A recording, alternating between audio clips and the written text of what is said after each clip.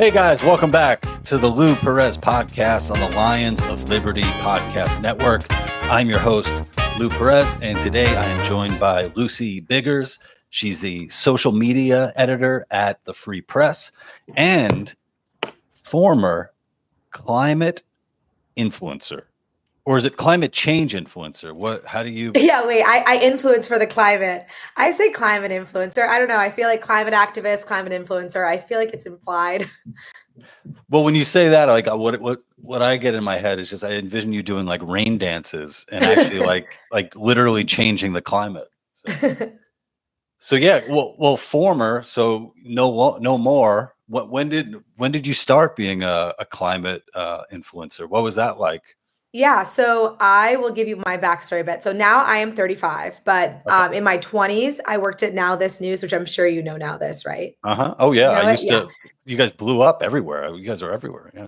Well, it's funny. I got interviewed by someone who was Gen Z and they had no idea what it was. I was like, okay, like cultural touch points are off. But for people more our age, now this was a huge viral platform. So we were one of the first, or we were really the first Facebook video platform where we were putting out viral videos covering the news of the day, and we were putting text on these videos.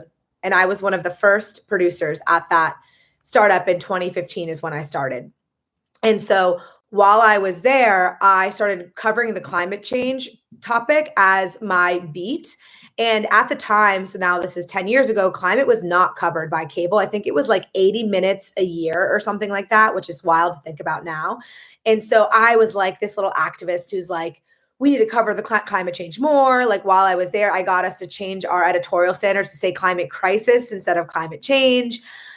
I know, messed up. I covered this big protest called the Dakota Access Pipeline protest, also known as Standing Rock. That was really big in 2016. I really helped make that go viral. I wrote a piece about that now for the Free Press and why I think that was not a mistake. I interviewed AOC, helped her go viral, and did a lot on the Green New Deal, a lot on plastic ocean pollution and environmental stuff. But yeah, so for 6 years, I essentially built a platform and an audience pushing climate change ideas and alarmism to a degree. I like to think I was more positive than some of the negative people out there. I am a positive person, but I definitely was just pushing, the climate crisis conversation. And then when I had my kids, my first son in 2022, and I got a new job at that time, and I had lived through COVID, slowly my ideas started to become more nuanced. I realized that it was not as full as what the media makes it out to be, that it's a very manageable issue, climate change.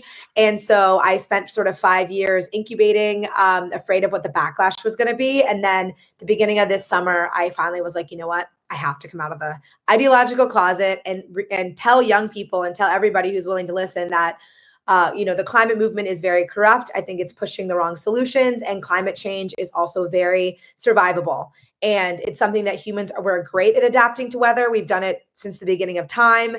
Many people live under sea level right now because we just build levees and seawalls. Like humans are in like very ingenuitive.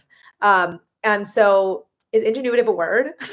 It's a word now. Well, look, you are an influencer, so you can make it a word. Make it a word. What is the word I'm looking for? But I don't know. Ingenuity. We have ingenuity. Yeah.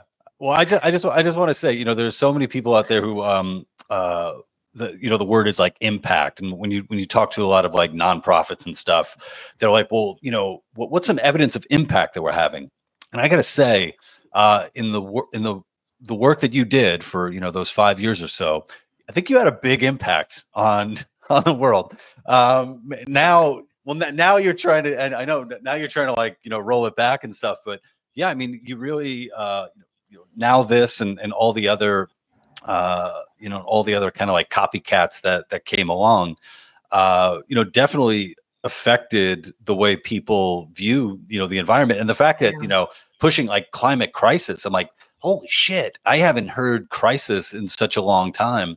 Yeah. So yeah, I mean, well, let's kind of like go back to that time, because it's so funny. It's like, I know you a little bit through, following you over, the past couple of years, but meanwhile, it's like, wow, apparently I was seeing a lot of your work years ago. And and at that time I was, if not outright saying, I'm like, whoever's making this is my enemy. Like, oh my God, they are putting the fear of the fear of not a God, like a fear of no God. Yeah, no, seriously, it's so real. And everybody. Yeah. So, well, I guess, at the time, what was it that put you into crisis mode? What were you seeing that you were like, oh my God, more people need to know about this narrative? Right. Yeah, I think I was influenced by films. I think 2015 was the film Before the Flood that came out by Leonardo DiCaprio. So that came out. There was a big push around, like, there was IPCC reporting that happened in 2018 that said, we have 10 more years left to keep warming below 1 degree over the next century. Like, and the thing about it, and now that I look back, is that a lot of the things that influenced me were very extreme ideas pushed by the media or pushed by a documentary film that has an agenda. But when you actually dig into what the climate scientists, who are UN climate scientists, like, you could say they have an agenda, they do. But the real, like, modeling, right? It was never as scary. So I just was a young person. I'm highly empathetic, like a lot of young people. I'm also very privileged. So I have time on my hands to figure out something to worry about, because I'm not, worrying about where my next meal is going to come from. So I think it was a confluence of events, searching for meaning. Like, I know now a lot of people say, like, you don't grow up with Christianity, so you grow up with the climate dogma, or for young people, it's the trans dogma or left-wing dogma. And I know Michael Schellenberger has been huge on that. I'm sure you and your audience are, like, caught up on that. So I think I kind of just hit a lot of the boxes. And then also working at NowThis, I've talked about this on my Instagram, and I made a video about this, was a lot of young people. We're very racially diverse young people. Okay. So so let me just give you background of what I was like when I joined there. It was 2015. I'm 25. I had worked for 2 years at a local news station in Mississippi. And then I come to NowThis, and I'm like, this is my mecca of, like, progressives, like, I'm saying racially diverse because ideologically we were not diverse at all, but we had a lot of different people from, like, different backgrounds, but everyone's liberal arts educated, college educated, young people. And we were all Bernie Sanders people, like so many people say now, right?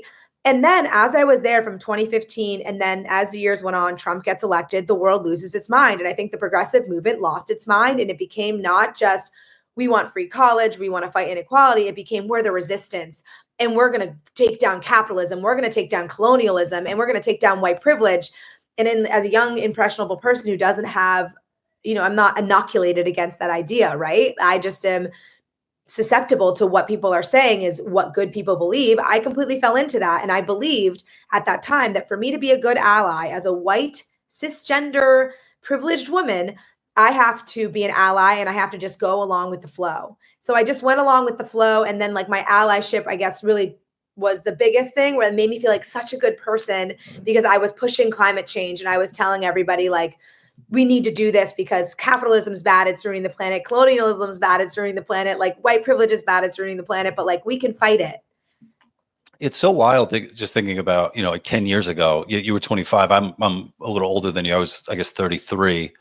And it's sort of like this disconnect where it kind of used to be like, you're young, you do crazy shit, you take all these risks, right? You put yourselves in harm's way all the time, a lot of times not even realizing what you're doing, and that's how you keep your parents up late at night. They're worrying about you, But it's like, no, I'm young, I'm going to live forever.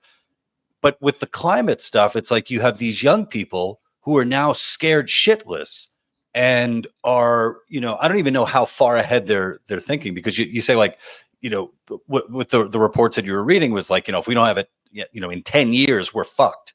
And it's so weird to think that could, such a big change, could. Right. It's too much pressure on these young people, and, like, the weight of the world is on their shoulders. And at the time I thought Greta Thunberg was, the second coming of Christ. I was like, look at this young person. There was so much religious undertones there, or like the people like, she's like Joan of Arc. And now I'm like, oh my God, I can't believe her parents let her do this. She was 13. Like, this is so irresponsible. And it's not on the backs of young people to solve the world's problems. And also, but if you think there's only 10 years left, you have to do it now. But, it's almost been 10 years since Greta, like, blew up. And it's like, okay, girly, like, when are we going to start to realize that everything that you're pushing is not coming true. And luckily, we're so lucky that all these really scary climate models that were pushed, they're not panning out when you actually look at the science. So it's very encouraging. But the young people thing, I mean, they're so easily manipulated and hijacked into a movement. We've seen it at the beginning of time. So that's why they're like susceptible to cults, because they're looking for meaning. They don't have yet live in the real world. They're not paying a mortgage. They don't have kids. They're not grounded. And so their minds are much easier to grab onto. And I think we see it a lot now with the pro-Palestine movement. It's very similar. Young people who want to do good from privileged backgrounds are like, this is what I'm going to fight. Yeah, there was a recent video I saw of an activist. I don't know if they were at like, where were they? It was somewhere in New York City, and she was a white woman wearing a keffiyeh, and the cop, I think it's like based cop, calls out, protester. He accused her of like cultural appropriation. That's and hilarious. she then had to defend herself and saying, I was given this by a friend who was Palestinian and all that. But it's funny just seeing, kind of like, that kind of terminology and those weapons kind of used against them. But on the young side. So one thing I want to ask. So NowThis, where did NowThis go? Where did the because it's no longer. Yeah, it's no longer. Yeah, so it got it rolled up. So I was there for 6 years, and I was there basically at the beginning, and then it got pretty big. It got bought into like a bigger company, and we had a lot of influence in like the 2010s. And then like with COVID and I think the advent of like short form videos, we were always adapting, and like they just never really figured out how to make money. So they were rolled up into a bigger company. And then now I think they actually got broken off again, and they're like an impact company. So they're not like a news company, although I feel like we never really journalists. We were kind of pushing an agenda, but the people in the newsroom called them the journalists, but I always was kind of like, guys, we're influencers, let's be honest. Mm-hmm. But now it's sort of a similar thing. Someone bought the handles, and they like push like, so they still have their handles. They still have a lot of followers on like TikTok and Instagram and everything. You guys did you did wonders for, kind of like stock music. It was always just the same kind of piano playing in the background. And then like the same picture of the fucking polar bear, coming out and stuff. And well, it's like definitely stuff I was editing. So, I mean, for one, fear sells, for sure. I mean, I think there's a reason why, horror movies still continue to do well, where like so many different genres of scripted content just doesn't do well. One thing is I like when, predictions of doom and gloom don't come true. I'm actually a fan of good news, which I think a lot of people, there are a lot of people it bums them out, like you'll often hear about, was it Paul Ehrlich's, the population bomb, which people will still cite as a legitimate source. And it's like, no, everything this guy predicted didn't come true. And thank God it didn't, because it would mean the deaths of millions, perhaps billions of people. And it's like, it's something to be happy about, that, there is less suffering, or not as much suffering in the world as we thought there would be. What are some things that some predictions that you saw early on, or you made early on, that either didn't come true or have been just completely flipped when it comes to like environment stuff? Yeah, so I think my first experience with this goes back to even being in high school, and a lot of people watched. We were shown Inconvenient Truth by Al Gore, and I remember leaving. And I actually am meaning to do a rewatch so I can go through and really say like what hasn't come true, because I think that would be so valuable for people to realize, like, we don't know what we don't know. But I do remember back in being in high school, and I was 16 and watching that, and then being in like an art class after that and being petrified and thinking, oh my God, I have 10 years left. Like when I'm 26, like the world is going to be so uninhabitable. And then, just for self-preservation, your mind kind of has to like take that scary thought and sort of shove it to the back of your psyche, and it becomes subconscious. So that was the first thing. And most of the things in that, that first wave of environmentalism that I can remember, which is the early 2000s, haven't come true, in the sense that I can spit off a few facts. Like hurricanes, frequency and intensity, completely flat the last 45 years since the 1980s. Since 1980, since we've had world satellites going around the Mhm. planet so we can count every hurricane. And because we used to miss them, because if there was a hurricane out in the middle of the ocean, how are people going to see it in the Right. 1850s?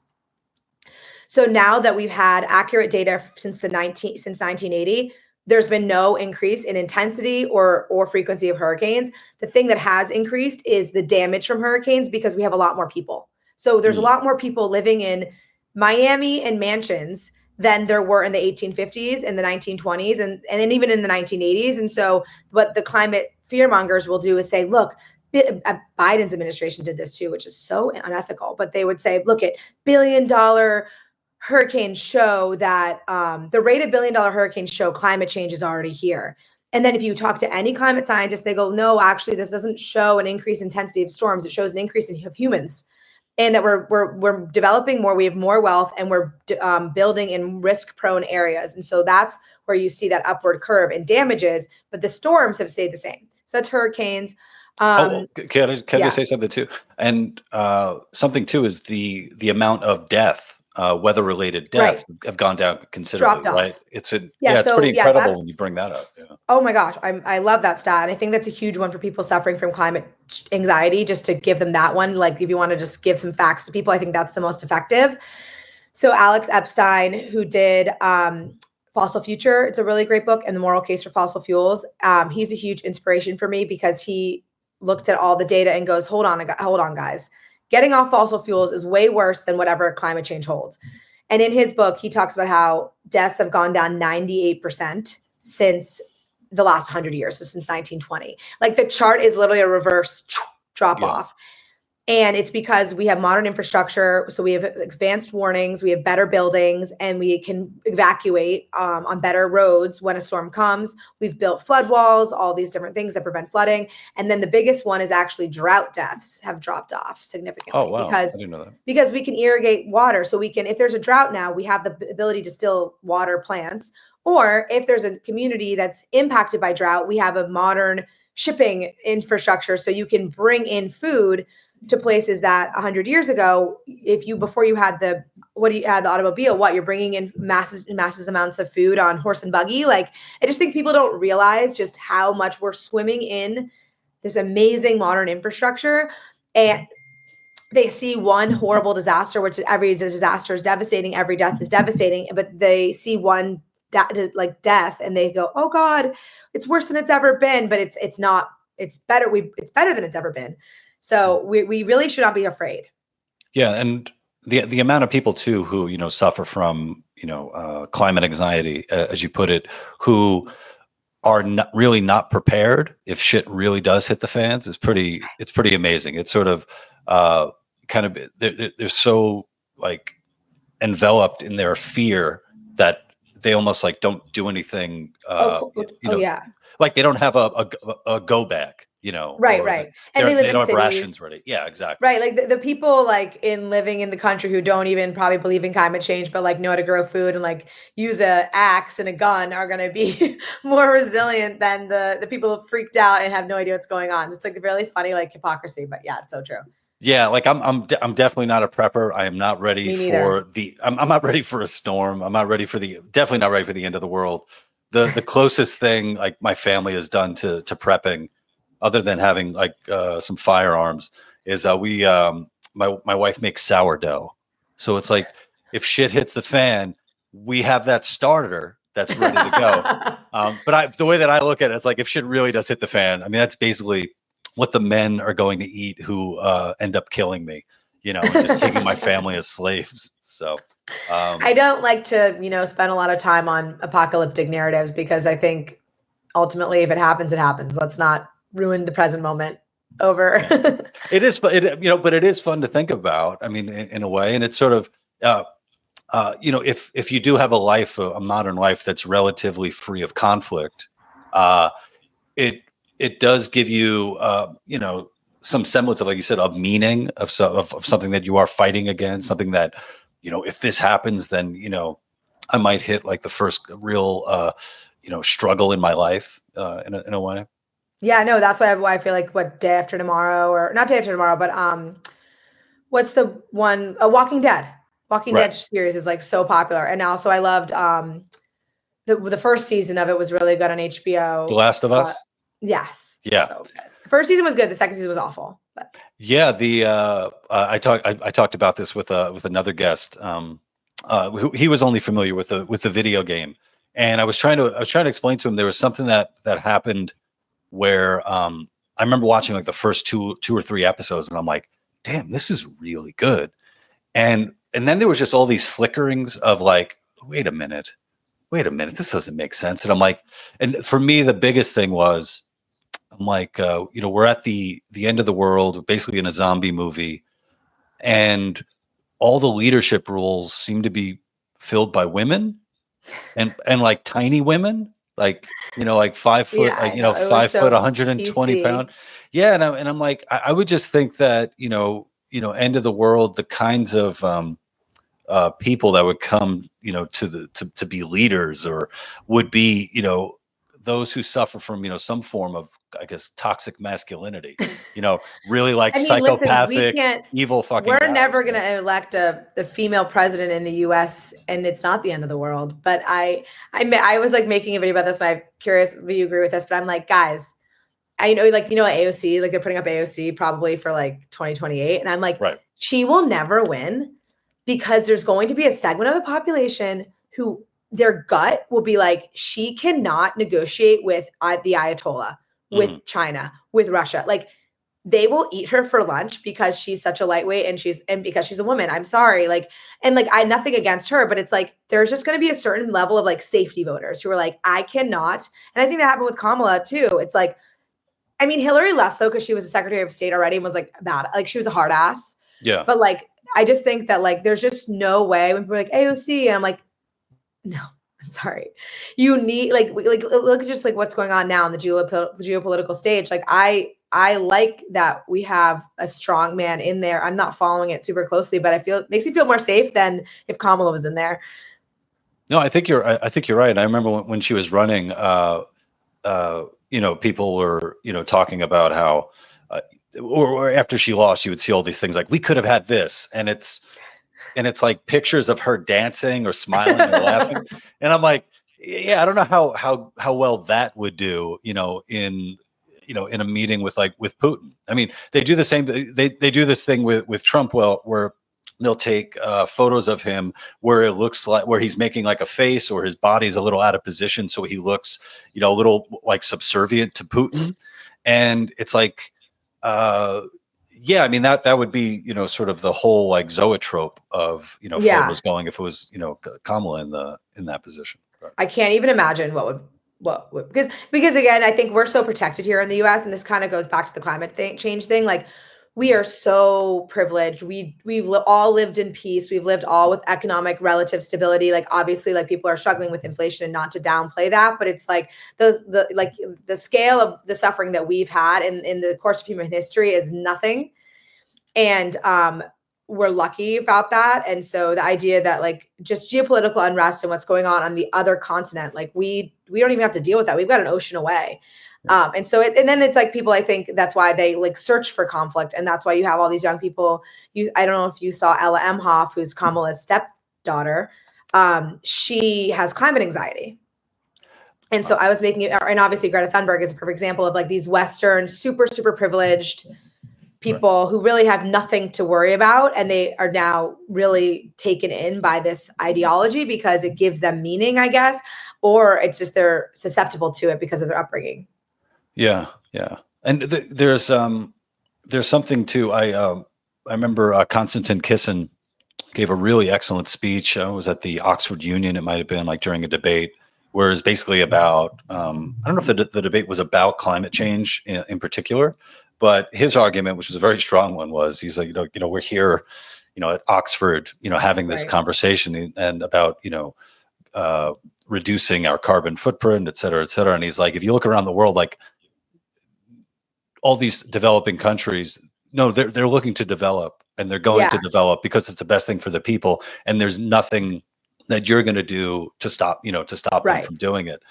So and even if like UK went climate neutral tomorrow, it wouldn't even matter because Xi Jinping, he's dedicated to getting as many people out of poverty as possible. And like my argument is also, I don't think climate change is that bad. Like, I don't know if that's like just people like, and people are like, I'm not a climate, like people are like, you're a climate change denier. And I'm like, I'm a climate alarmism denier. Like, I think that we have so much to be grateful for that we have fossil fuels. And ultimately I want us to transition off of them. We will have to, like, everything is going to be a limited resource. It's not like a renewable resource. However, we should allow Africa and India and China and these places that have not developed the way that we have yet to use them. And I mean, China's already doing it, India's already doing it, but Africa, for a while there, the World Bank would not loan to a fossil fuel project. And now it's been reversed. But like, that is so evil to me, because we are basically, talk about pulling up the ladder behind you. And I think every social justice warrior claims that they want to fight inequality. But when it comes to places in Africa that are like, hey, well, we want oil and gas, they're like, no, you have to develop with solar. It doesn't work all the time, but like, and you have to buy it from us because we build the solar panels, or China does. So yeah, I remember reading a piece about these women in some part of Africa and how far they had to walk to get water, and it's like, it's awful.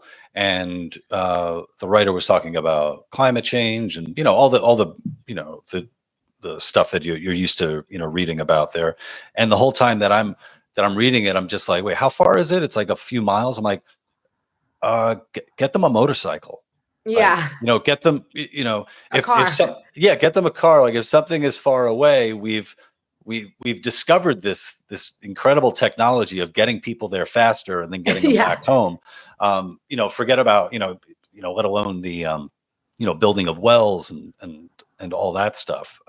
Right. Of course. And I think there's this thing on the left, when you're really indoctrinated into this, and like the Ella Emhoff stereotype, and someone like I used to be, is this glorification of like the unsullied man, right? Like this idea that before we were developed, we were somehow more pure. And so there's this looking down on developing nations that don't have what we have, and somehow thinking like, oh, that's so sacred, when like they're like, no, like, I want to develop, like, we want to have what you have. Like, I don't want to spend 40 hours a week collecting wood to burn a fire to like cook for my kids, because now I can't have an education and I have to get married young, and all the things that like liberals used to push, right? Like female empowerment and more access to education and all this stuff. And the climate movement is actually the opposite of that, because they don't want them to develop, or they don't understand. They push solar and wind. They don't realize it's not applicable in the same ways at all. Like, you can never replace fossil fuels, especially for things like cooking and driving. Like, it helps you charge a phone basically and like turn on a light bulb, but you can't really. And it's so expensive to install. And then you have to have electricians that are fixing it, versus like propane. Great. Like, that is something you can put in rural areas so fast. And unfortunately, it's not getting the same attention and support as it should. Because if we want to help people, like, that's the biggest thing, is getting them to stop cooking with wood and dung inside of their homes, because that's the leading cause of death in many places in sub-Saharan Africa, because that's how they cook. And so they inhale it and then they get pneumonia and they die. I don't know if it's leading cause of death, but it's like a very, very high cause of death. Yeah. You don't have a lot of like, hipsters going back to the old dung stove. It's like, I cook all my food with dung. It is so alien to me, kind of hearing these stories about just how other people live. Or, I mean, you don't even have to go, all the way to like, sub-Saharan Africa or the other developing nations. I mean, in Europe alone, their relationship with air conditioning is astonishing. It's incredible to, every year be reading these stories about here we go again. It's summer in Europe. It's really hot. And these people decided they still aren't getting, air conditioning, or if they have some kind of like central cooling system, it has to be set at like 85 degrees. And I'm like, well, also I don't know, are you familiar with Bjorn Lomborg? Yeah. Okay. I just read his book, False Alarm. He's a really smart writer, and he's brought the climate conversation into a sane place. And he had a really good tweet the other day that was like, Europeans hate AC, but they don't realize that they spend like 10x of carbon emissions on heating every winter. Like heat also requires carbon. And right now, and the chart was a pie chart, and like it was like, this is the carbon emissions of their heating, and this is it of their cooling. And so they have no problem with this, but they do have a problem with this. And it's a cultural thing. Again, it's not based in fact, it's very emotional. And I did an article, we had an article by Tyler Cowen in the Free Press about this. Okay. And I did a social video being like, guys, like Europe's like not doing well. I got so much backlash because I guess in some places, and not all over Europe, but in some places, like you have to get permission to get an AC unit because of the way that the buildings are built. They're historic. They don't want them. And so it's not like here we just run down to Home Depot. Like we all live like kings compared to Europeans. That's what I'm realizing. And like they got so defensive, but I'm like, it's just true. And you know, the GDP, the per capita GDP of Mississippi is now almost equal to that of Germany per capita, not like the country, but like per person. And everyone's like, that's so disgusting because Germany has local food and we have cathedrals and we have culture. And I'm like, yeah, that's the point. You guys are better than Mississippi. So you should be better. Why is your GDP like, why can't you have the local food, have the cathedrals, have the culture, and have an epic economy? You know, like all Mississippi has is like, you know, it's a rural area and I lived there for 2 years, no hate. But yeah, they have Walmarts and they have these things, but like you should be 10x the per capita GDP of Mississippi. You should be on par with New York. And so I just think it's like this idea that people get so defensive. And I'm like, no, I'm trying to tell you guys, like you are better. You can be better. Why are you not better? They have such a low self-esteem in Europe or something, just to completely dismiss an entire population of people all at once. They have such low self-esteem. They do have low self-esteem. They seem to be apologizing for, you know, having ruled the world and have made, you know, so many advancements. All right, you know, okay, Germany has its own thing going, so you know, they have quite a bit of history. But all of Europe is the same. Yeah, well, it's just so. But I find it just so funny that, you know, even just the desire to be considered European, you know, that people will often lead with, you know, I'm European rather than I'm from, you know, from Italy or from France. Like viewing like the idea that, you know, even like, you know, France and Germany, although so, you know, so close, as if their cultures are not disparate enough to, you know, to have people, you know, have some pride in, you know, where they're from. That's why when I see like Britain and everything that they're doing or, you know, not doing to preserve themselves, I'm like, start taking some fucking victory laps, man. Like you guys, know, it's really like, nuts. thank God you guys did what you did historically, warts and all. Sure, you could have been nicer in some places, but I think overall, like, we're pretty lucky as Americans that, you know, we were a British colony versus a Spanish colony. Have you read Douglas Murray's stuff? I've read The Madness of Crowds. I haven't read like Death of the West. I just read his The War in the West. I actually have Madness of Crowds in my book list that I'm going to read next. But I mean, he just goes into that. He's just like, why can't we kind of take it all? Like, why can't we say, wow, we actually brought Enlightenment ideas to all the world. And also, like, yes, we did some bad things, but unfortunately, I don't know. I think I love American stubbornness because I feel like we're like, whatever, like we rule, and Europe's like, oh God. But like, I feel like it's important because I think although we're so brash, like I feel like we're also crass sometimes, but at the same time, I think there's like we have a low self-esteem in the West. And I'm glad that we exist as sort of the like troublemaking, like younger sibling that's like, you know what, screw it, we're great. And I'm hoping that like the UK and all these places have their own version of that, because right now I feel like they're asleep at the wheel. And they've given in to all this stuff, even like shooting themselves in the foot for climate change and not, you know, having a booming economy. Like they just are, I don't know, maybe everything's in cycles and we're going to see a new flourishing for them, but they definitely seem to be in a down wave right now. Yeah. Well, it's like, what are you going to be replacing it with? I mean, I'm the son of an immigrant. When my dad first came to the States, he came, you know, as, you know, for, you know, economic reasons.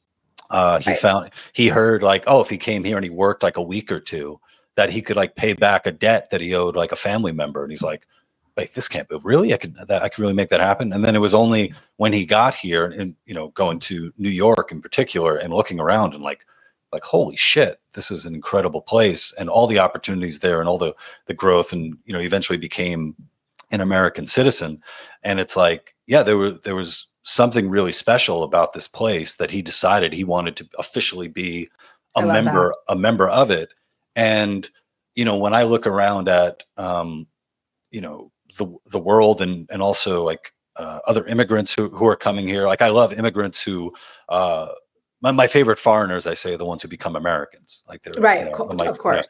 But like when you're coming here with a love of the country and wanting to be a part of it, I think that's great. When you're coming here and you have and you don't like the country, or you think that the country somehow owes you something because of some historical events, then that's where I'm like, no, fuck you. Like, I don't want. Well, they don't get it. I think here, like if you're doing that, I think you don't get it. I think, and that's the thing I think around what's happened right now in our culture is there's a lack of context. There's a lack of understanding and gratitude for how special where we have.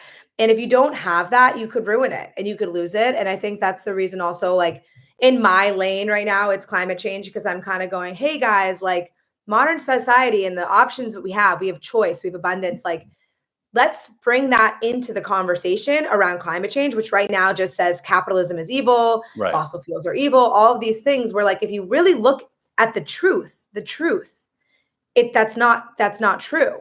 And unfortunately, everyone's getting indoctrinated by the social media, their algorithms. Like I was that. So I feel really fired up to call this stuff out from my little vantage point of leaving the climate movement, because I'm like, this isn't even what you're being taught is not even true.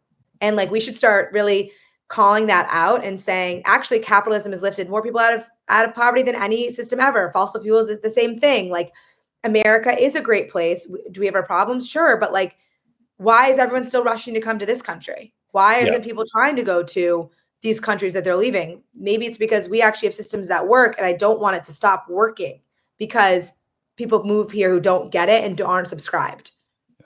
Yeah. And I think over the, past few years in particular, I think more people are open to just, actively just call out bullshit as they see it.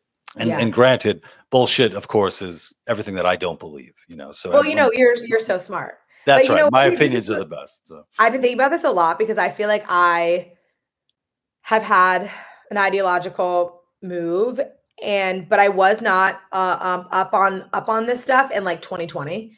And I'm like, God, if I knew what I know now and I was living through 2020, I literally would be like, but I was kind of just sleepwalking still and was just like, okay, like whatever. And I'm like, the protests, the COVID mandates, I'm like, how did people survive? Because it was so bad. And I feel like I've now kind of come out of the ideological closet when it's been a little bit safer. And I still get pushback, but I definitely feel like even like places like the free press existing, like it's been an incubator for a lot of people to be like, let's push back. But like, were you awake to all the crazy in 2020? And was it really, really hard? Oh, it was tough for me. That's when my first son was born. So I had like all that fear, I didn't want this disease that was going around to kill my parents, who were elderly and had, comorbidities. I, had this, this baby, and we were in Brooklyn Heights. So I had like a lot of stuff going on. And then, in October of, it was, so he was born in March, right at the height of COVID. And then in October, I was fired from my job, and we were trying to renovate an apartment and sell an apartment. And so I was out of work, new kid, pandemic, all this stuff. And I was in Brooklyn Heights, where, if you were, walking on the street without a mask, someone would yell at you from across the street, "Put your mask on, you piece of shit."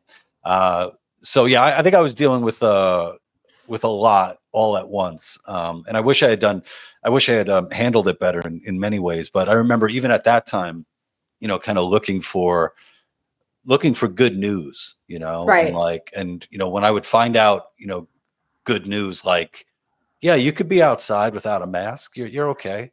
I'd be like, wow, this is amazing. Now this just opens up the world again, and wow, we can, we can live a little bit more normally. And then of course there were those, out there who did not want the world to go back, did not want to live a normal life, who wanted to, continue the fear. And also I think COVID, and other issues allow people to easily segregate the good from the bad, So if you're a person that doesn't have a lot going on, if you're like a low status person, you wear your mask outside, you're a good person. Great. You see somebody without a mask, you have no idea who they are, what they do, what they believe in, all that, but no mask. Okay. Bad person. So I think it made it a lot easier for people to live that way. Yeah. It was such a crazy time. I can't believe we lived through that. And then just like, I don't know, I feel like I wasn't like up on like all the protesting and things that happened that summer where it was like, stay inside. And then it was like, just kidding. Protesting is safe. And you're like, right. Okay. And then it was like protests, mostly fiery, but mostly peaceful. I think it was like a CNN like thing. And like at the time I was just following it being like, okay, I guess they're mostly peaceful and like fiery. I wasn't like caught up on the media and how the media has like such an agenda. And if I had been up on it, I think it would have been really hard and scary. And so it's now I'm in like, just like the way I feel like the world like lost its mind. We were all locked up and became so crazy. And I think now it's getting to be more normal, but even what's happened with my social media, because I came out of the ideological closet in May. And I did TikTok for a month because I had 50,000 followers on my Instagram from when I was a climate influencer. And then, and then I didn't post for 5 years. And then I was like, God, you know what? I have so many opinions about the climate movement. I think it's so fucked up. And then I finally was like, you know what? I can't be on my deathbed and not have like lived a life out of like fear. Like I was like, I know I have something to say. Like I love to speak, and I had not said anything for 5 years. So then I did a month on TikTok on my TikTok account where I said, why as a former climate activist, I now think the climate movement is a scam. So that was my first series. I did that for 30 days. And then I did a video about Mom Donnie and how if I had been 25, I would have loved Mom Donnie, because when I was that age, I helped AOC get elected.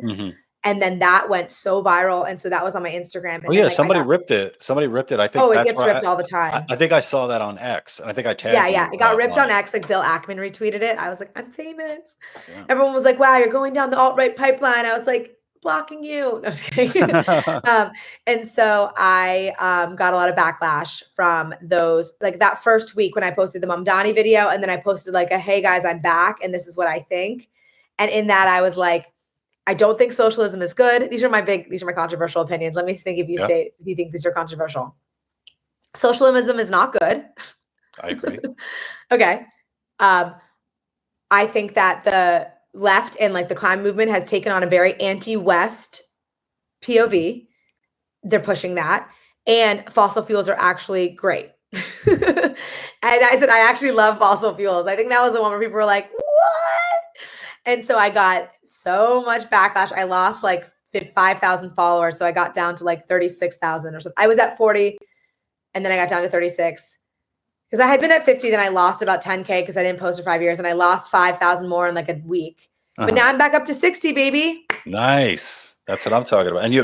And your new series is calm climate climate anxiety. Is that your day? So I did 6 days. I haven't done one in a few days, but I do day one of sharing charts to calm your climate anxiety, which has been a big hit. These are like cleanses. Like, people do like a juice cleanse for like 5 days. Like you do these. I know. Yeah. Well, the series I've noticed, if you want any like free social media advice, series always do really well because it gives people a reason to follow you because they know what to expect versus if you just do one-off video. And I've done that too. I kind of would hit on a different topic, but it wasn't all connected. If you find a way to share what you want to share, but in a specific pattern and formula every day, people love it. So because my first day one climate anxiety series went viral, it has like 300,000 views now on Instagram.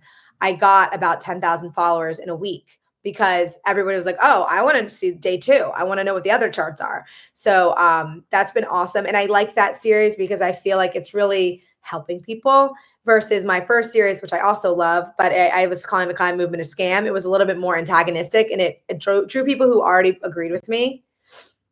Versus the climate anxiety, I think you can bring in a lot of people who are fence sitters, who are maybe have climate anxiety fear, but they were never part of the movement. And I basically say to them, like, guys, the media is lying to you. Like, they will show. I did a wildfire one, which in this series I've debunked wildfires, hurricanes, heat waves, safety, like disaster deaths, and like how the climate models are basically always wrong.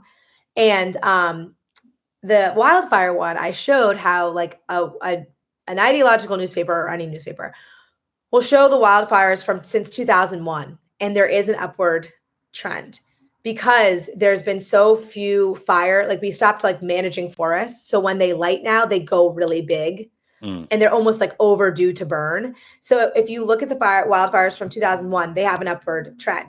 If you back out to 1920, 1930s, we were burning 50 million acres a year. Now we're about like 10 million acres. So like what happened was we were really, really high. Then the 1950s to the 1980s, what happened is we finally lived all across the country, right? There were now people in California, in Colorado, all these places. We started suppressing wildfires. That became the policy, suppress the wildfires. So we had below 40 years. Then what happened was that the underbrush and everything just built up so much more. There's a lot more people living in these areas. So there's man-made fires, more fires are being lit. And then we have a slight uptick, but nothing is actually really related to climate change either. Like wildfires have always happened. And so whatever, when I was in my climate anxiety days, I thought that like the world was burning, and it's just not. So.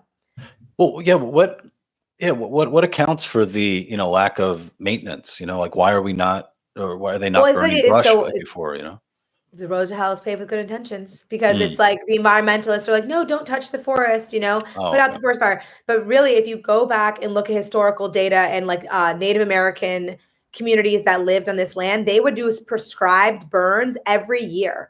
And they like nurtured the land in a way that we could only dream of, because we aren't indigenous to here. And so I think what happened was when more people started living in these areas, they were like, we don't want a fire every year. So they put it out. Right. And then what happens is when the leaves fall and then dead trees fall and all this stuff, it becomes like the perfect tinder for worse fires. And so now there's a huge effort. I mean, there should be a huge effort. It's sort of called being logical and living in reality versus ideology. If you wanted to prevent wildfires, you can.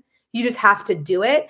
But instead, the climate movement's like, let's build windmills. And it's like, windmills, one, are never going to lower the CO2 emissions to make a dent in anything. And two, don't prevent wildfires. And so, I mean, what we saw in California with the Palisades fire, completely preventable, unfortunately, for the people who lost their homes. But they were not prepared, and they could have been prepared. They knew that those winds happen every year. And they started clearing the brush, and then someone I'm quoting Nellie Bowles, who does our humor TGIF newsletter. She's really funny. Like, she's hilarious. Like it's tough to be funny as a writer, and her stuff, like it bounces off it comes off the page really well. And she's so good. And so she was like, oh, they started to clear the brush. This is before the fire. And she was like, and then like a hiker was like, you can't clear that plant. It's a endangered like whatever pussy willow like branch plant, like I don't know the name of the plant. And so then they had to stop all clearage, because they were like, until we can do an audit to understand, and so then nothing got cleared, and it was supposed to have been cleared. And you could have put water systems in. Like there's the one person whose house is like still standing was the guy who ran for mayor. Oh yeah, Rob Caruso. His because it's like, I put in like roof sprinklers. And he had a private, when he also had a private fire department. Yeah. You know what? I'm not going to knock him. No, it was a good move. Maybe like do the same like problem solving for the whole city of LA, but they're ideologically captured, unfortunately. Have you been watching Spencer Pratt? No, I haven't. Do you know about him? Do you know who he is? He sounds familiar, but okay, he was on The Hills, which was like a huge it was like the reality show version of the OC. Okay. I think I've heard of it. Yeah. Okay. So anyway, he's a reality star. So he's like had a really funny like public persona throughout the years, where he was hated on The Hills, and he was married to his wife Heidi. They're like LA people, and he was TikTok famous kind of by the time the fires happened, and he lost his house. And so now he's like going after Gavin Newsom. You should have him on your podcast, honestly. He's like amazing if you could get him. He's so good. and he's basically suing the hell out of everybody because it's like completely shown that it was completely preventable. And he's like completely gotten like red pilled by the situation. But he's like the only one like holding them accountable. And I'm like, where are all the other celebrities who lost their homes or like performed at that fire relief concert where no victims got money? Did you see that? No, I didn't hear about that. No victims got money? No. So the fire relief concert raised $100 million. And that $100 million. And so like Olivia Rodrigo, like all these celebrities, musicians and actors, Lady Gaga, whatever you can imagine, took part in this concert, raised $100 million. And in it was like going to direct relief for the wildfires. So you're thinking like, oh, great, they're going to give checks to people so they can rebuild their homes of the 12,000 people who lost their homes. No. All the money went to pre-approved, or not pre-approved, but like 2 nonprofits that applied for the money. So, you know, like a nonprofit racket. So it was like, we gave out $50 to, you know, landscapers of like immigrant descent. And you're like, what? Like, and like of the poor people in the Palisades who, because they're perceived as being too rich, right? So they don't get the money, even though it's like, I don't know, a lot of homes now are worth $1 million. That doesn't mean that you're a millionaire. Yeah. Especially if you have that home from 30 years ago and it's been in your family, like now you're broke. I bet. I wonder how much of that money is going towards burning down Spencer Pratt's future home. They're like, we're going to set aside $500, you know, to set his home on fire. No, seriously. Or the salaries of all the like managers of all the nonprofits. Oh yeah. Yeah. I have a friend of mine, Matt Himes, I've talked about before on the podcast. He was on as well. And his family lost their home in Malibu. And we've been talking about, you know, what rebuilding looks like. And he, you know, has like an architect and all this stuff. And if everything goes well, we're looking at like 20 months, like close to 2 years.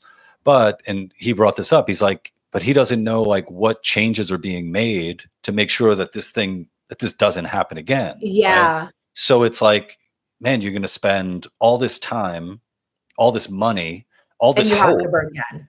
And your house could burn down again. And and it's really, I really hate the idea of like, oh, they're rich people and, you know, blah, blah, blah. Like, you know, Mel Gibson, I think, lost his home. I know a woman named Jackie Clark who used to be an improv coach of mine back in the day. And her husband was like this, you know, devoted like jazz collector. So he had like all these jazz records. And I think he may have lost like something like 10,000 jazz records. And some of them were like original, signed by, you know, the original trumpet player and all that. That hurts my heart. You know, and it's like, even if they were able to get a little bit of that 100 million, it's like, you can't bring that stuff back. And I just can't even, sad. And I can't imagine too the fear too of just, you know, but that's the thing that's so annoying about like the climate change stuff. And that's why I call it out, because it's like, if we actually lived in reality of facts, we could prevent that. Humans are so good at preventing or controlling, not controlling the weather, but we're so adaptable, right?